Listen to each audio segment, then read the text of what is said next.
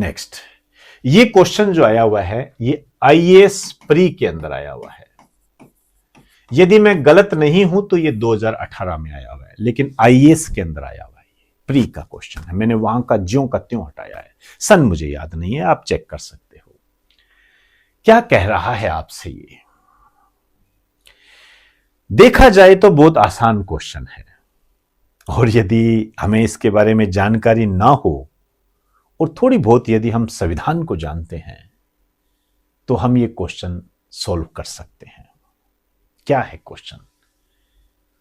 निम्नलिखित कथनों पर विचार कीजिए। पद्म पुरस्कार भारत के संविधान के अनुच्छेद 18(1) के अंतर्गत उपाधियां है, टाइटल है पहला।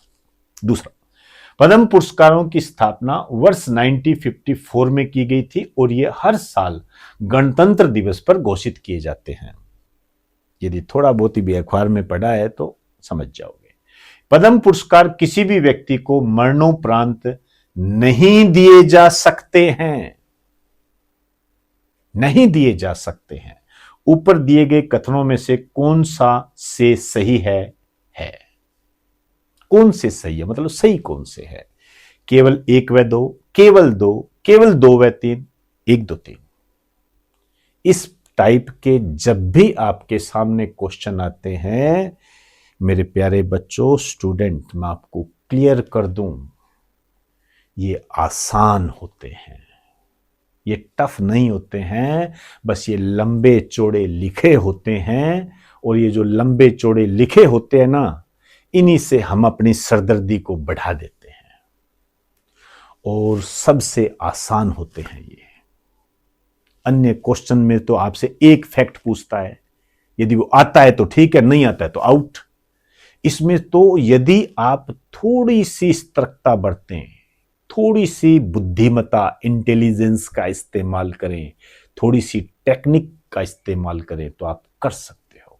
जैसे मैं इस क्वेश्चन को करके बताता हूं अपने थोड़े आधारिक नॉलेज के आधार पर, एक स्टूडेंट के आधार पर। आप ध्यान से समझना क्या कह रहा है ये। पद्म पुरस्कार भारत के संविधान के अनुच्छेद 18(1) के अंतर्गत उपाधियां हैं।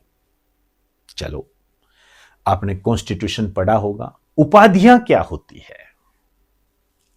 जैसे गांधी जी को महात्मा की उपाधि से सम्मानित किया गया, राष्ट्रपिता की उपाधि से सम्मानित किया गया, सुभाष चंद्र बोस को नेताजी की उपाधि से सम्मानित किया गया, रविंद्रनाथ टैगोर को गुरुदेव की उपाधि से सम्मानित किया गया, वल्लभ भाई पटेल को सरदार की उपाधि से सम्मानित किया गया, भगत सिंह को शहीद आजम से सम्मानित किया गया। आपके सामने है, ये उपाधियां हैं।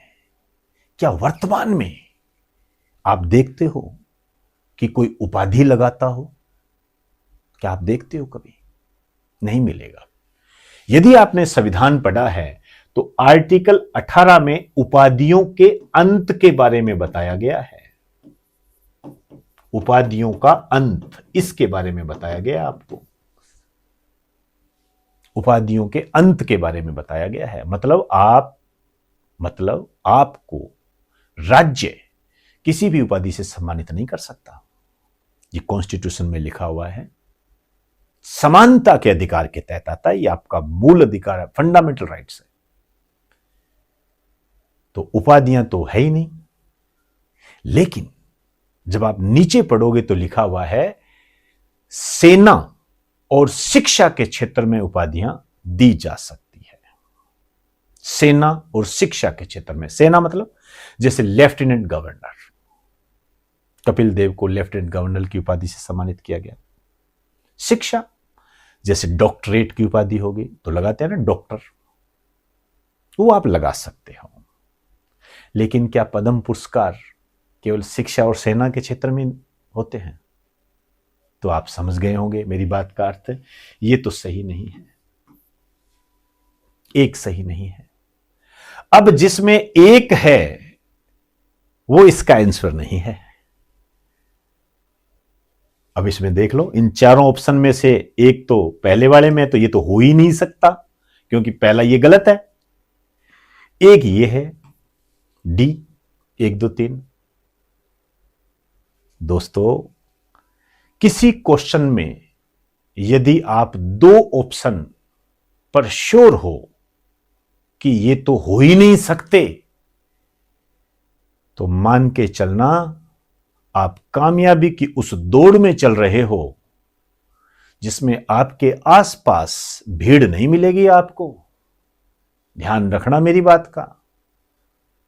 और यहां पर यदि सामान्य भाषा में कहूं तो तुक्का मारने के अधिकारी बन गए हो आप, क्योंकि आपको पता है इन दोनों में से एक है, 50-50 हो गया, तुक्का मार सकते हो। मैंने पहले भी एक लेक्चर में आपको बताया ये बात कि इस प्रकार के यदि 10 क्वेश्चन आपके सामने आ जाते हैं तो कर दीजिए, 5 भी सही निकल गए ना तो भी प्लस में आओगे।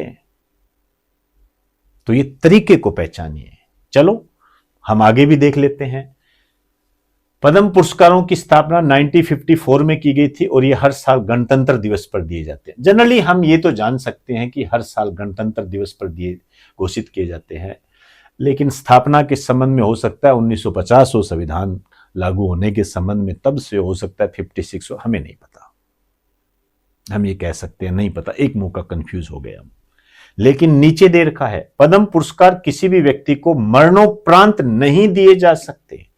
मतलब जिस व्यक्ति का निधन हो चुका है उसको पद्म पुरस्कार नहीं मिलेंगे। लेकिन जितना मैं समझता हूं, यदि आप थोड़ी सी भी तैयारी कर रहे हो, चाहे मैंने बताया भी नहीं आपको, तो अब तक आप इतना तो जानते हो कि धर्मेंद्र को पद्म विभूषण मिला है और धर्मेंद्र का निधन हो गया था, ये सभी जानते हैं। अब धर्मेंद्र का निधन हो गया था और उसे पद्म विभूषण मिल गया। तो आपके सामने है, इस कथन को मैं सही कहूं कि गलत कहूं? तो ये क्या कह रहा है? पद्म पुरस्कार किसी भी व्यक्ति को मरणोपरांत नहीं दिए जा सकते। दिए जा सकते हैं भाई, तो इस स्थिति में ये तो हो ही नहीं सकता। अब जिसमें 3 है उसको काट दो। इसका सही आंसर हो जाएगा 2।